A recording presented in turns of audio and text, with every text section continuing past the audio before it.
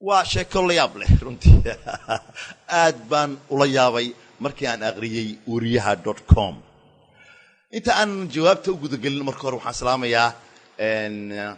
رمان بهوين تورياشة ورفافتا مركز تشوغان الويب سايت ده جارهان وريها.com أو رنتي إن نقضي ويب سايت حقيقة ده وحيابها عذوين كل يابك ورياشة بأريم هذا سيجارة وحلا ومتضبط إحنا أدباسه runtii wariyaashana ay ugu dirsadeen website-ka uriyaha.com sheekadan aniga maxamed cumar baakay ahaana waan aqriyay website-ka abaar baan qosray markaan arkay waxaan xusuustay horta sida warbixintu loo soo diyaariyay meesha ay ka dhacday iyo sida la isaga warqabo dhacdo kasta oo dhacaysa dalka Kenya wajeer bay ka dhacday sheekada waan aqriyay anigu maxamed cumar baakay ahaana markaan aqriyay haddana waxaan iri talo goormee lagu sawiray sawirkan gabadhan goormee gadatay sababtay u gadatay maxay tahay website-ka uriyaha.com baa runtii aad ii faahfaahiyay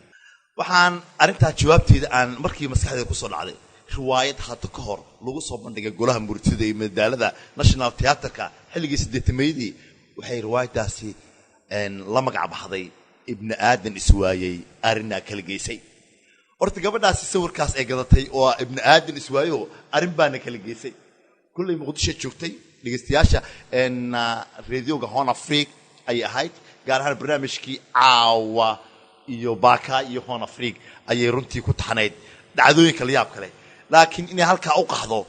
oo aragii iyo maqalkii uu lumo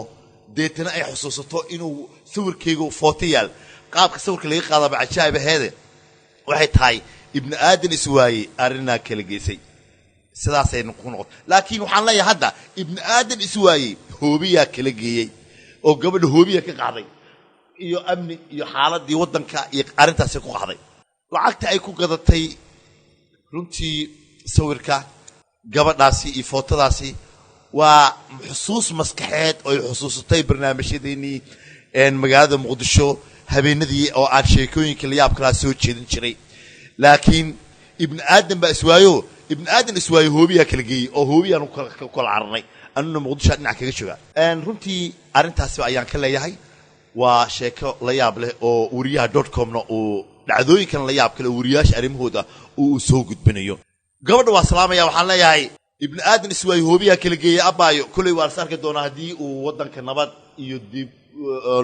dib baa la isugu soo laaban doonaa waxaan kaloo ugu hambaleynayaa uriyaha.com dadaalkiisa iyo shaqo iyo wanaagiisa waxaan leeyahay hambaliyo anigu waxaan kamid ah wariyaashii Horn Africa anigii asxaabta iyo waliba maxamed cabdullaahi CD oo runtii saaxiibkay oo xusuusan karo ibn aadan iswaayo hoobiya kala geysay asna ku kala cararnee isna waa salaamaya dhamaanba